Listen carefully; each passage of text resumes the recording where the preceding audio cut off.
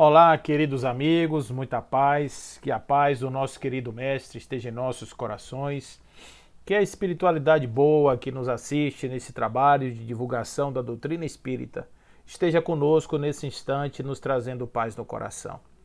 Vocês estão bem? Espero que sim, porque estou muito feliz de estarmos mais uma vez aqui reunidos em nome desta nossa casa querida, o Centro Espírita Deus, Luz e Verdade, e acima de tudo para falarmos sobre esta grande obra, não é? Esta grande obra que foi publicada no mês de abril do ano de 1864, que é o Evangelho segundo o Espiritismo.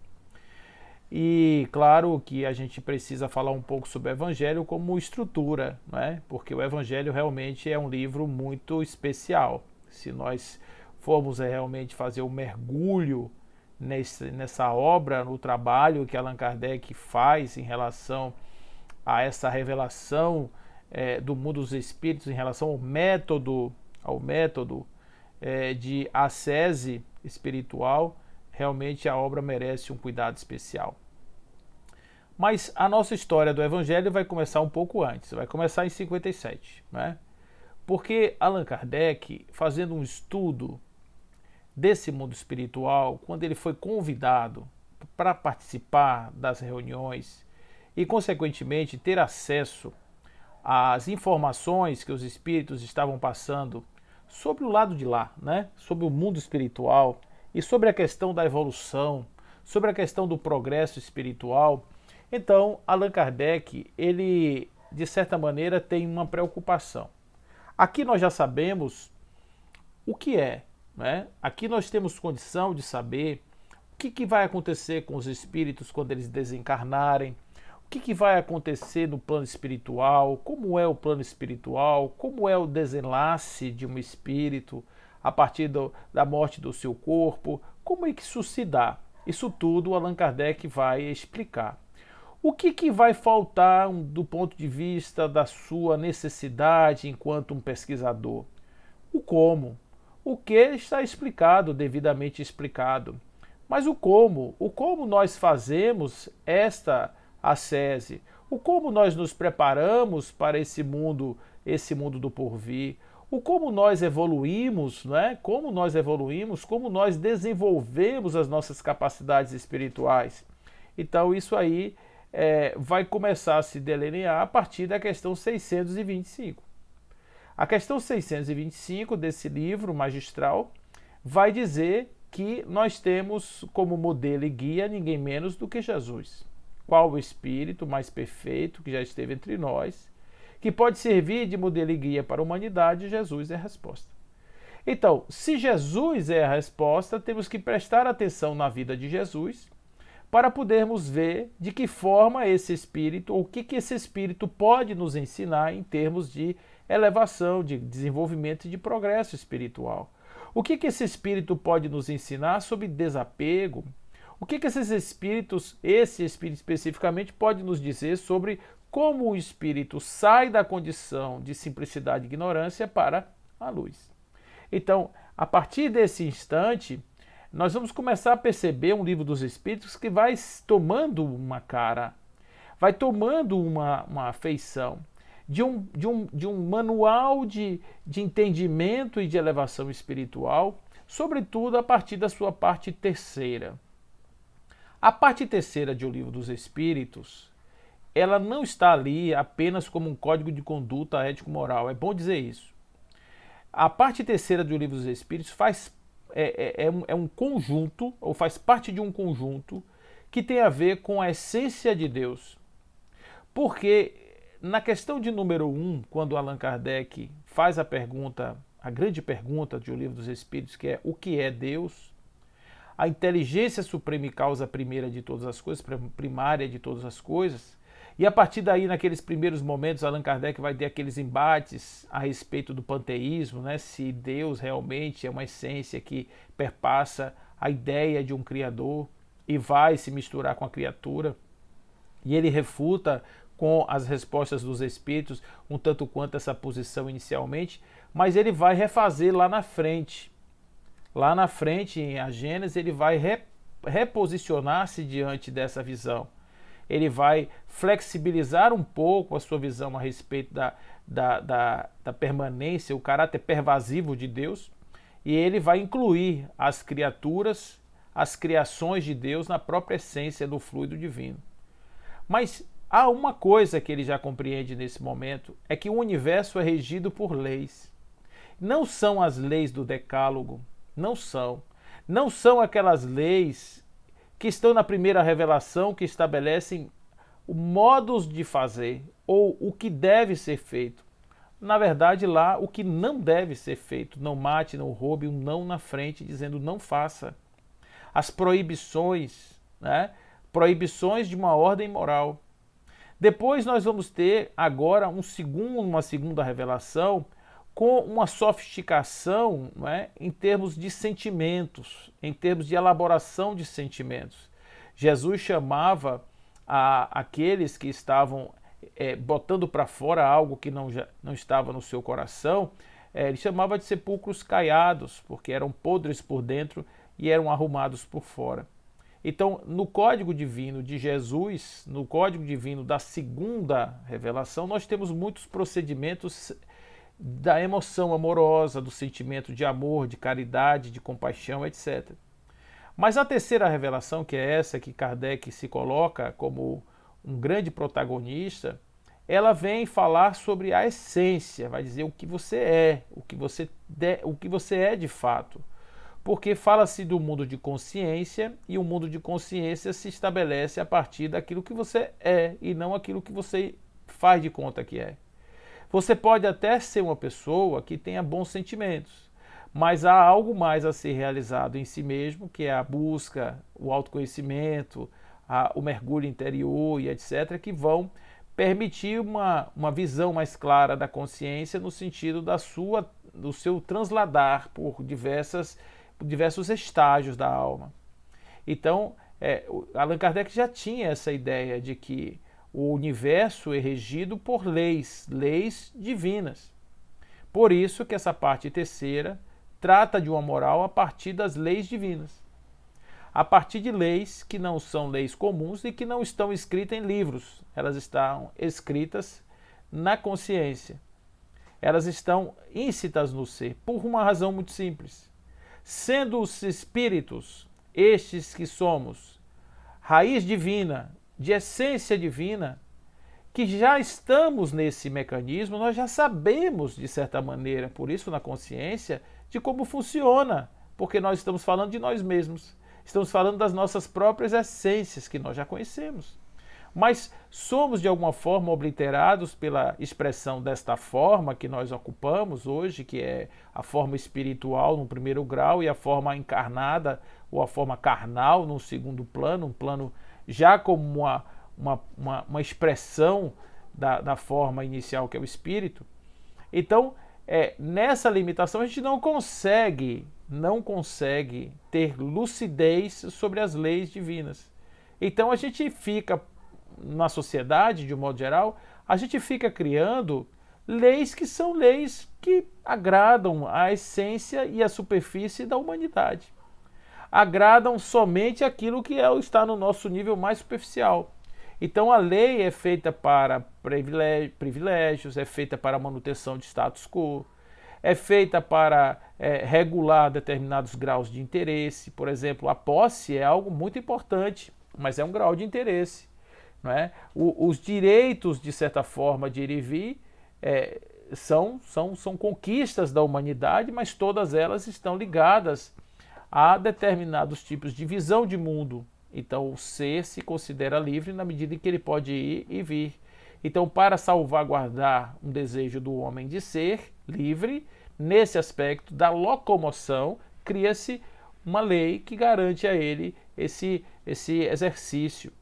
Embora esse homem que seja livre para se locomover, ele seja aprisionado de milhares de outras formas que não são proibidas, que estão aí agora o tempo inteiro, inclusive incentivadas pela própria lei, não é? Fazendo com que ele se torne escravo de um lado e aparentemente livre do outro. Então ele é, no fundo, meio que enganado. Mas por que ele não percebe isso? É porque ele não conhece esse outro lado. Ele não se dá conta desse nível de aprisionamento. Então, as leis divinas, elas não são assim. As leis divinas, elas perpassam todos os interesses humanos. Elas não são para humanos, elas não são para interesses, vontades humanas. As leis divinas, elas são dinâmicas cósmicas, elas representam o funcionamento do universo. Então, a lei da gravidade, por exemplo, que é uma lei da natureza, essa lei aqui na Terra, ela tem uma importância no universo, ela também tem uma importância muito grande. Albert Einstein estudou muito a gravidade nas suas implicações dentro do plano, né, do plano do espaço e do tempo. Mas essas leis, elas independem, por exemplo, a lei da gravidade independe do país, independe do sistema de governo, independe da maneira como nós vamos nos colocar nesses lugares, do grau de evolução cultural da sociedade. Ninguém vai poder, nenhum rei vai poder derrogar porque não concorda, porque quebra muito prato. A lei da gravidade quebra prato, copo, né, mata pessoas. Então aí chega alguém desavisado e quer derrogar a lei. Já pensou? O decreto, a partir de hoje, está proibida qualquer tipo de manifestação da lei da gravidade. E isso vai ser inócuo, porque ato contínuo, se ele largar a caneta, terminou de assinar, largar a caneta vai cair sob a ação da lei da gravidade, que insiste em não obedecer nenhuma regra humana. Então, as leis naturais, essas leis que estão lá, elas estão numa ordem, inclusive, que elas serão depois trabalhadas num outro nível a partir do Evangelho. O Evangelho, ele vai ser um desdobramento dessa parte terceira, mas ele não vai trazer necessariamente agora as mesmas situações que estão no Livro dos Espíritos, mas ele vai trazer subsídios, ele vai trazer fundamentos que vão estruturar o ser para que o ser viva daquela forma que está lá. Trabalhe daquela maneira. E uma coisa que a gente precisa entender dentro da escrita do livro, da composição da obra de Kardec, é que Kardec é um homem do século XIX. Isso não quer dizer que ele esteja ultrapassado, em hipótese alguma. Mas ele tem que se ater na sua escrita e nas suas explicações àquilo que é tangível, perceptível, capaz de ser assimilado por pessoas daquela época. Então ele, claro, vai falar sobre sociedade, no aspecto da sociedade que nós conhecemos, ele vai falar sobre, ele na hora da liberdade, da igualdade, ele vai falar sobre temas importantes como o aborto, a escravidão, ele vai falar sobre esses temas, né? De forma muito presente, ele vai falar sobre esses temas. Então, observe que para Kardec, as leis morais, elas vão ser explicadas a partir de essências de comportamentos humanos. Mas elas estão muito além desses comportamentos humanos, né? Elas estão muito além. E se a gente for observar a maneira como Allan Kardec estruturou as 10 leis, aí que a gente compreende isso de uma maneira muito clara. A primeira lei que ele coloca, a lei moral, que vai depois aparecer, é a lei da adoração, a conexão com Deus. E por isso, no Evangelho segundo o Espiritismo, nós vamos ter toda uma área dedicada às orações. Nós vamos ter uma área dedicada ao sagrado. Nós vamos ter uma área dedicada a esse movimento de você poder compreender como ou de que forma você pode melhorar a sua conexão com esse divino. Mas é claro que em toda a obra também vai ficar muito claro, vai ficar muito óbvio, vai ficar muito evidente que não é palavra que vai estabelecer a lei de adoração, não é? Mas o que está por trás disso tudo é que existe o divino. O divino se manifesta, o divino é a essência básica de tudo. Não existe nada, não existe lei, não existe nada, sociedade, nada, sem a presença de Deus. A segunda lei, observem que ela é uma lei que está meio assim, aparentemente deslocada, a lei de trabalho. Ela aparece em segundo plano. Aí vai falar sobre as relações de trabalho, vai falar sobre as relações, né, de subordinado e etc. Mas observe que existe um nível acima do trabalho, que é o movimento, é a vibração. O universo só tem vida porque as coisas se movimentam e tudo que se movimenta é trabalho. O conceito de trabalho não é só uma prestação de serviço de um para outro, não é só a construção de um bem comum. O trabalho é qualquer movimento, qualquer coisa, qualquer ação.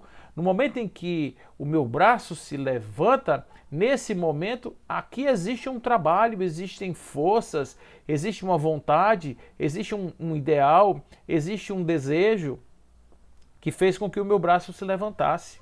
Então, dentro dessa dinâmica do trabalho, nós sempre temos que ver a adoração no nível humano e a adoração no nível superior.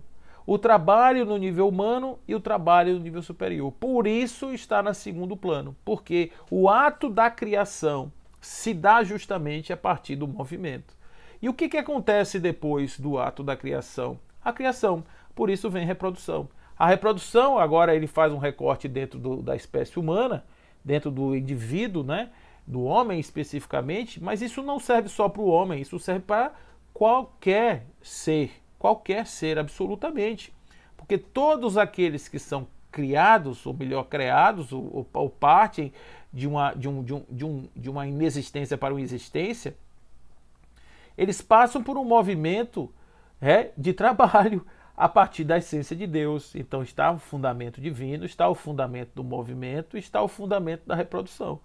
E depois nós temos uma segunda lei consequente à lei da reprodução, que é a lei de conservação. Essa lei de conservação, ela é uma lei que estabelece a tangibilidade das coisas no nível mais essencial. Por que você vê uma cadeira hoje e quando você chega amanhã a cadeira está no mesmo lugar? Porque ela se conserva. Mas a conservação não garante a infinitude.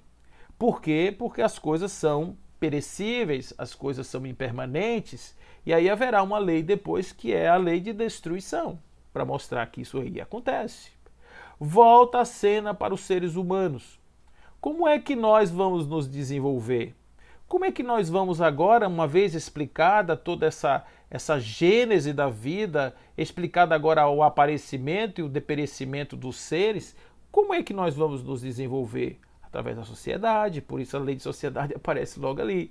Nós vamos ver os aspectos humanos da lei de sociedade trazido em O Livro dos Espíritos e vamos ver a sociedade como um insumo principal para que o espírito permaneça vivo, para que ele interaja, para que ele cresça. E por isso muitas condições morais vão aparecer depois dos desdobramentos em um evangelho. Essa parte da sociedade, essa parte social do desenvolvimento é o que vai dar muito conteúdo para o evangelho ser lido dessa forma. Depois, nós temos aí a lei que é a lei do progresso, que é consequente à vida. Nós, em sociedade, nós progredimos. A lei de progresso logo em seguida. Essa lei de progresso, ela vai falar sobre o progresso, vai falar sobre o desenvolvimento da sociedade, vai falar sobre o aformoseamento das coisas, os trabalhos, as mecânicas e as dinâmicas humanas. Mas tudo evolui no universo.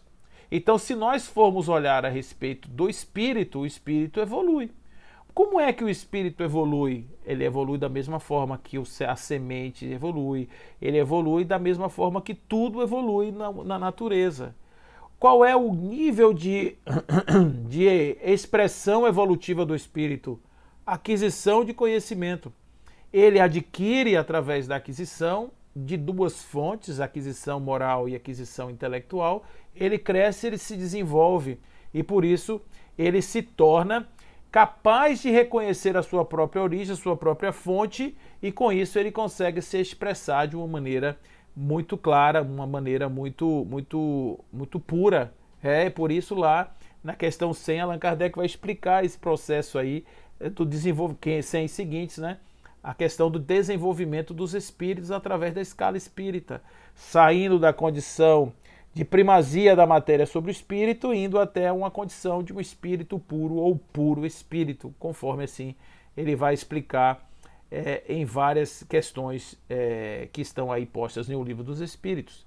Então, Nesse desenho, logo depois, vem a ideia da unidade. A ideia da unidade, ele vai trazer sobre a ideia a lei de igualdade, que nos dá uma percepção de unidade. Então, no ponto de vista humano, olha aí, sempre na questão humana, nós temos lá que todo mundo é igual, que a gente deve considerar os seres humanos iguais, que ninguém necessariamente é melhor do que ninguém.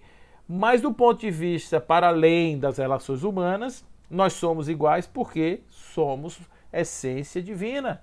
Nós somos a mesma essência em aparentes revelações e manifestações diferentes. O que acontece em seguida quando um sujeito consegue atingir o ápice do seu desenvolvimento e perceber-se um com o outro, conforme Jesus assim dizia, eu e o Pai somos um, e eu estou em um com o Pai?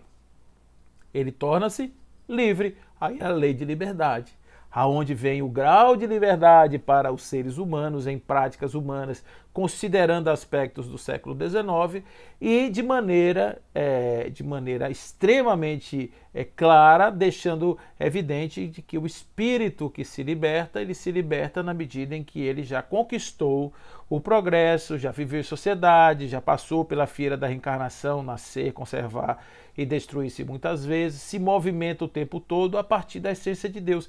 As leis divinas, elas estão numa condição absolutamente perfeita. Perfeita, porque ali está o substrato, a estrutura de uma obra, que vai depois ser trabalhada em o Evangelho segundo o Espiritismo, nessa parte terceira especificamente. Então, na introdução, não precisa nem dizer o tamanho dessa obra, porque é uma obra prefaciada pelo Espírito de Verdade, né? Está sendo trazida aqui nessa tradução que nós temos aqui de Guilherme Ribeiro. Nós temos aqui esse prefácio assinado pelo Espírito de Verdade.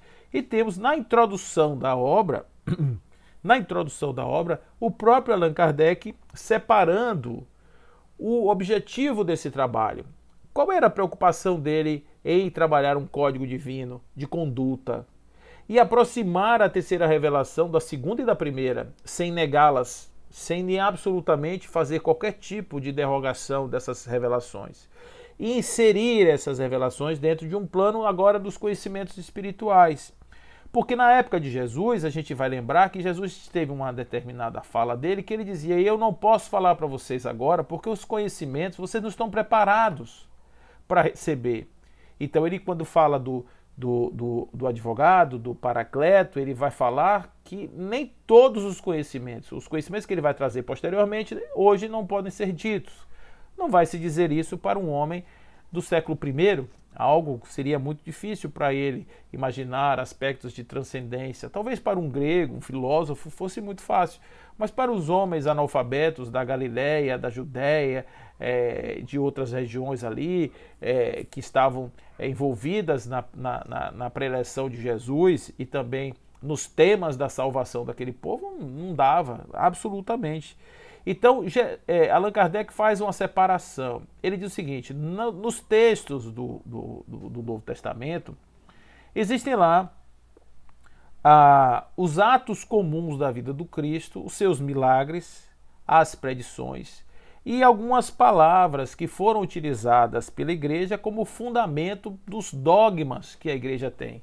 Porque, de fato, muitas coisas estão lá postas e que foram escritas a posteriori, não foram necessariamente inseridas na época de Jesus. Os evangelhos estudados do ponto de vista histórico, ele tem conteúdo a partir de determinadas técnicas que os historiadores, os pesquisadores utilizam para saber se um determinado texto, ele de fato ele foi ou estava nos cânones originais.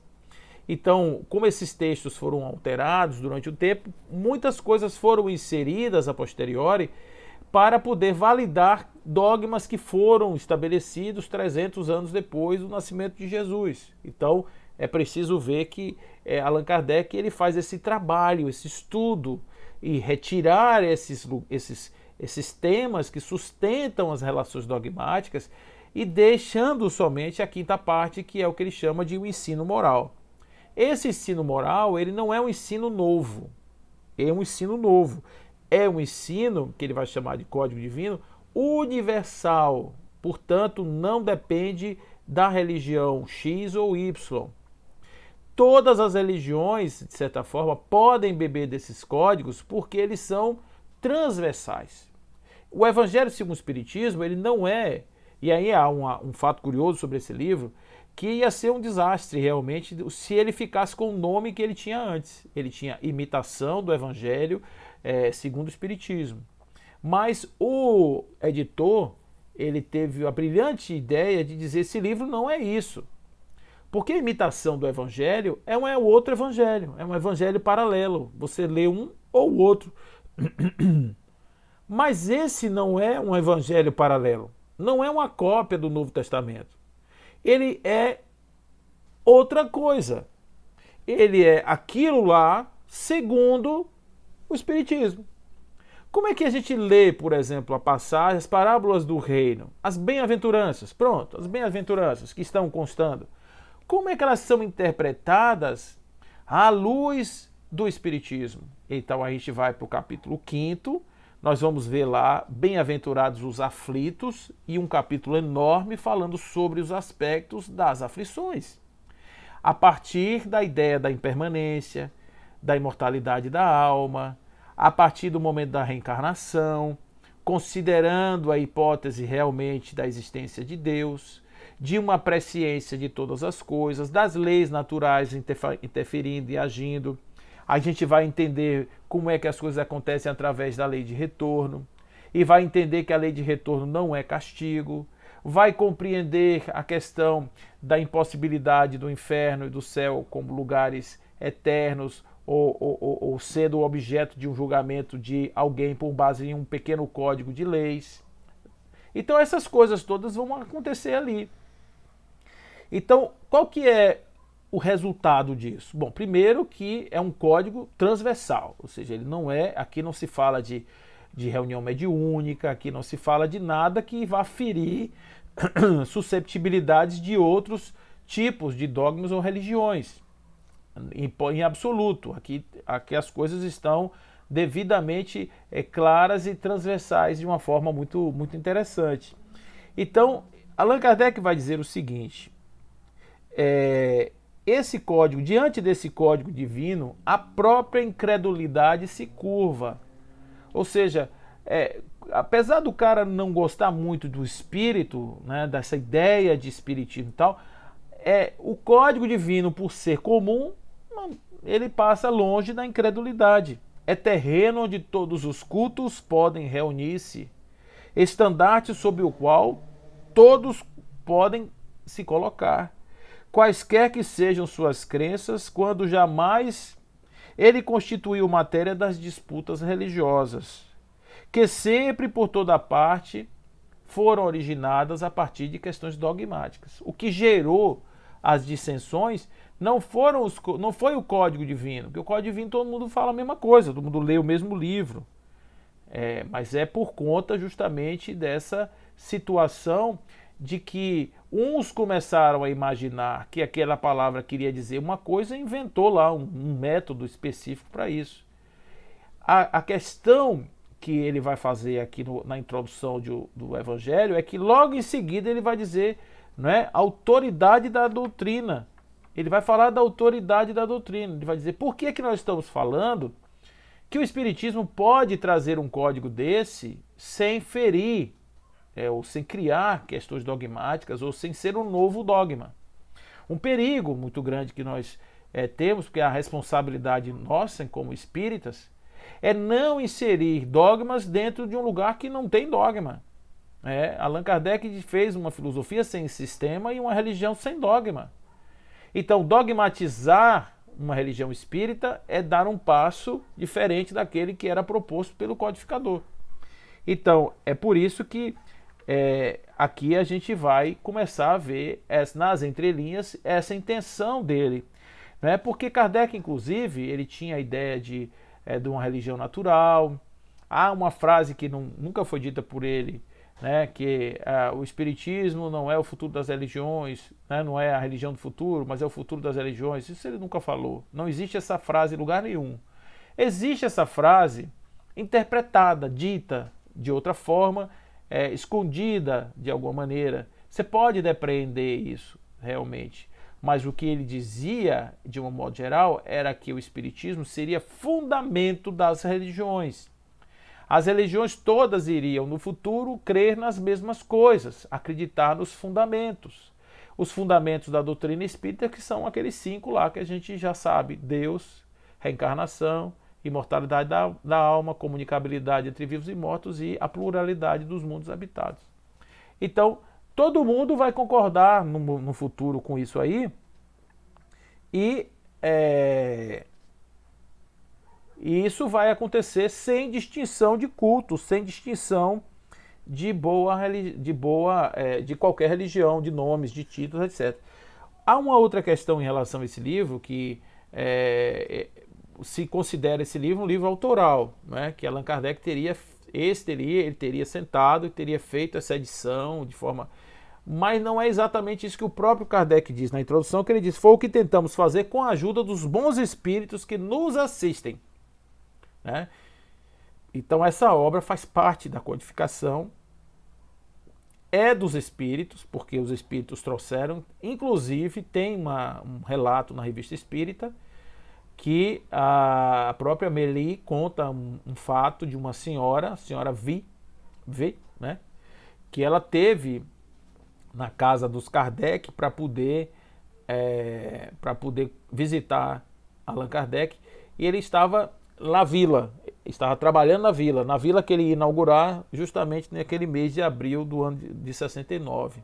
Ele já ia inaugurar uma biblioteca no dia 1º de abril, um dia depois da sua morte, e ia inaugurar essa vila também, que era uma proposta, inclusive, de uma sociedade que iria ser edificada ali com outros valores, com valores nobres do Espiritismo. Pena que essa experiência não foi realizada, né? Mas ele já estava trabalhando nesse lugar, que foi um lugar que ele gostava muito.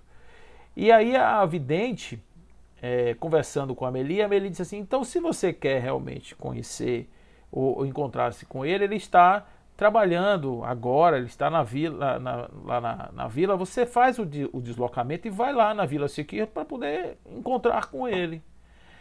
Ela faz isso, vai e relata para Amélie que ele estava trabalhando em um livro e que ele estava arrodeado, ele estava cercado de espíritos com um livro grande nas mãos. Esse livro tinha na capa o nome Evangelho. Então, muito certamente havia em todo o trabalho, mesmo nos textos, nas digressões que ele faz sobre as passagens do Evangelho, a gente vai ter ali certamente influências espirituais. Então, ele vai inclusive dizer que essas instruções que promanam dos espíritos são verdadeiramente as vozes do céu, que vêm esclarecer os homens e convidá-los à prática do Evangelho. Então, não há dúvida de que Allan Kardec trouxe o Evangelho como sendo algo a ser colocado, inserido na doutrina espírita, como um manancial de conhecimento, e não só isso, como um grande mapa de desenvolvimento dessa moral, desse crescimento do ser humano. Me chama a atenção sempre nas obras dele, além, claro, da construção dele ter estruturado o Livro dos Espíritos em 4 partes, sendo a primeira a Gênese, a segunda o Livro dos Médiuns, a terceira o Evangelho segundo o Espiritismo, e a quarta ele já estava ali trabalhando no céu e no inferno, que ele vai detalhar essas quatro partes nos seus livros posteriores, né? Então, o livro estruturante da codificação é o Livro dos Espíritos. Mas todos esses livros começam com perguntas que são perguntas chaves, são questões chaves que precisam ser exploradas. Essa questão do Evangelho, ele começa com: eu não vim destruir a lei. Quando eu falei que ele não tem interesse nenhum de ferir os códigos das leis anteriores, das revelações anteriores, é por isso. Eu não vim destruir a lei. né? E a partir daí ele fala das 3 revelações, a de Moisés, a do Cristo, do Espiritismo, vai falar sobre essa aliança da ciência e da religião e vai falar sobre a nova era. Mas ele também vai trazer aqui algo muito interessante, que é a repaginação do próprio Cristo.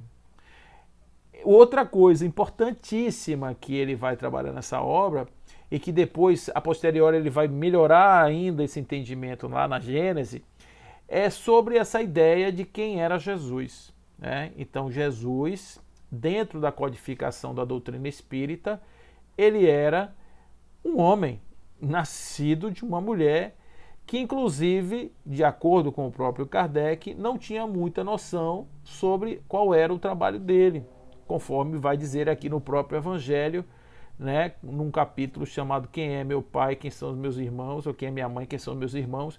Ele vai aqui fazer uma análise dizendo que os irmãos de Jesus e a sua mãe não entendiam muito bem a sua missão. Então, para Allan Kardec, Jesus era um homem do século I, com todas as questões de um homem do século I.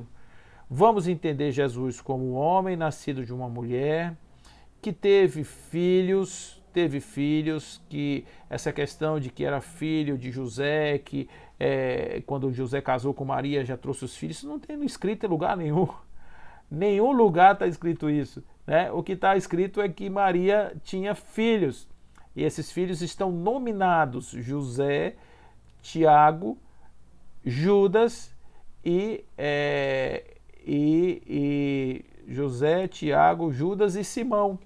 São os 4 filhos dela, além de Jesus e suas irmãs, que podem ser inclusive mais de uma, no caso serão certamente, porque é nominada no plural, embora não tenham, quantificadas no plural, embora não tenham nomes.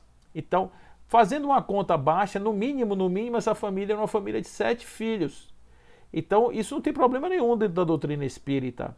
Por isso não tem dogmas. Dogmas, quando eu digo, da virgindade perpétua, de Jesus ter vindo o sêmen de outro planeta, conforme algumas literaturas espíritas assim trabalham, a ideia do corpo fluídico de Jesus. Isso, na doutrina espírita, não temos nenhum tipo de situação em relação a isso, porque Jesus é um ser humano, um espírito puro, encarnado, e que traz todas as possibilidades aí de o nosso desenvolvimento ser feito a partir da sua referência. Então, o Espiritismo realmente é uma religião, vamos dizer assim, estamos falando de um evangelho, estamos falando de Deus, mas é isso fixado dentro de uma proposta de não dogmatização. Não precisa.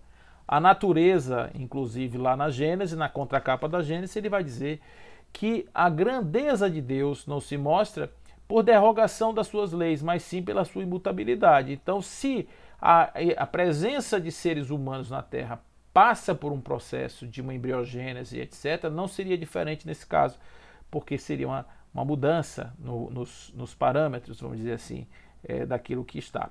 E aí ele vai trazer meu reino não é desse mundo, vai falar sobre a vida futura, vai falar sobre a realeza de Jesus no sentido do seu crescimento, da sua grandeza, vai falar sobre as muitas moradas na casa do meu pai, aí trabalhando aquele conceito da pluralidade dos mundos habitados, vai falar sobre como é que fica essa questão do espírito, mas sempre trazendo a questão de ordem moral, sempre trazendo a questão para o campo, né? O campo da elevação espiritual. Ninguém pode ver o reino de Deus se não nascer de novo, reencarnação.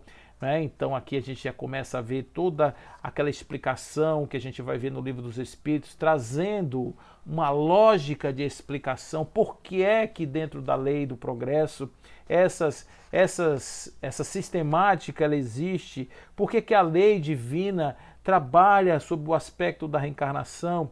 Então a partir daí vem essa explicação e começamos então a partir daí a questão das bem-aventuranças, a partir dos bem-aventurados os aflitos, E esse capítulo 5 vai trazer muitas e muitas e muitas coisas, a justiça das aflições, as causas atuais, as causas anteriores das aflições, o esquecimento do passado, olha quanta coisa legal, motivos para a resignação, o suicídio, a loucura, o mal, o bem e o mal sofrer e muitas coisas. Esse é um capítulo bem grande realmente dentro da codificação do Evangelho. O que a gente pode perceber é que esse é um livro que ele é realmente uma chave que abre a possibilidade de entendermos as parábolas de Jesus, mesmo aquelas que não estão citadas aqui. Então, vamos dar um exemplo. As parábolas do reino, as 7 parábolas do reino. Vamos ver a parábola que eu gosto mais dela, que é a parábola do fermento. O reino dos céus é como uma mulher que misturou o fermento na farinha na proporção X até levedar. Eu gosto muito dessa parábola porque ela é simples e de uma profundidade, uma grandeza enorme. Então, o que é que acontece com os conhecimentos que nós adquirimos? Como se dá o crescimento espiritual? De dentro para fora, lentamente. Não existe saltos ornamentais, não existe possibilidade da derrogação. O tempo, a paciência toda do mundo para que nós possamos entender como se dá a aquisição, a reencarnação que nos leva a aprender, a vivenciar o aspecto tríplice da regeneração dos nossos erros, que está ali nos 3 passos que ele vai destacar lá na obra O Céu e o Inferno, no Código Penal da Vida Futura: arrependimento, reparação, arrependimento, expiação e reparação. Então, nesse contexto, a gente vai entender essa dinâmica, essa lógica sob o ponto de vista moral. Então, é muito diferente uma parábola que pode ter um sentido. O reino dos céus é como um fermento misturado na farinha. A gente pode imaginar que a farinha é a população e que o fermento é algo que tocou uma parte específica, uma parte insignificante, que ninguém deu importância. Trazendo isso para o aspecto humano, o que significa isso?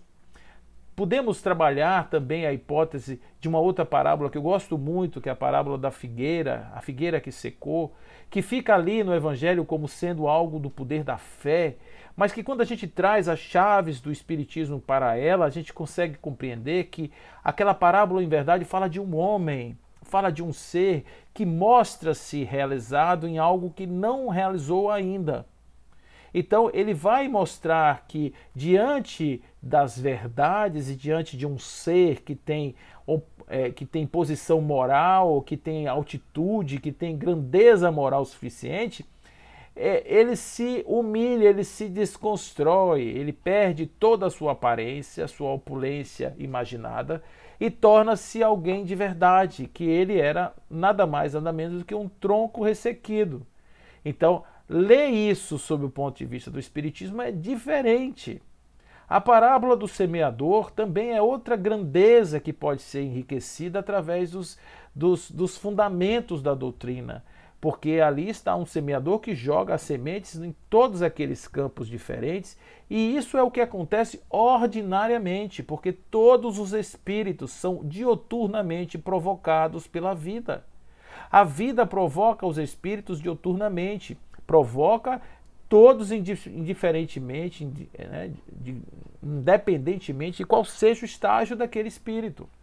Então, existem situações de despertamento, tanto naqueles que são os mais duros, naqueles que são os mais céticos, naqueles que já estão de um certo modo, mas que têm tantas sombras que as raízes não conseguem penetrar, e também naqueles que estão com o coração aberto. O tempo inteiro nós podemos interpretar as parábolas de Jesus a partir das chaves que o Evangelho segundo o Espiritismo vai nos trazer. Por isso ele é Evangelho segundo Espiritismo. Então, ele é outra obra, não é a mesma, não é nenhuma coisa concorrente com o Evangelho.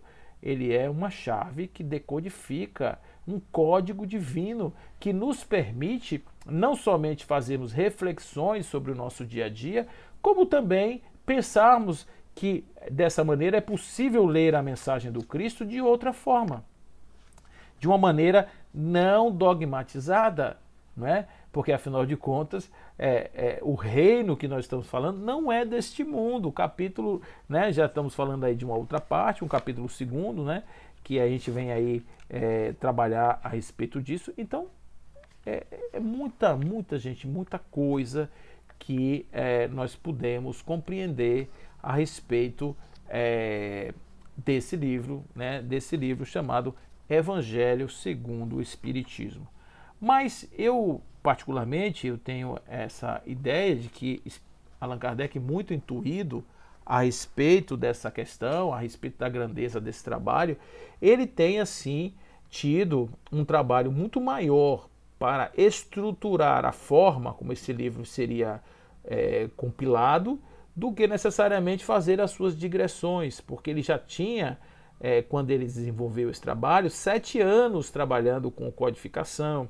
Ele já tinha publicado o Livro dos Espíritos, ele já tinha a Revista Espírita, ele já tinha a Sociedade Parisiense de Estudos Espíritas. Tudo isso aí, esses instrumentos já estavam nas suas mãos, pelo menos há 7 anos. Ele já tinha o Livro dos Médiuns, já estava diante do Livro dos Médiuns, ele já conseguia falar sobre os fundamentos da doutrina espírita de forma bem resumida, escrever livros, outros, os opúsculos, né, os livretos que ele escreveu ao longo desse caminho, que é o Espiritismo na sua expressão mais simples, e ele estava se preparando.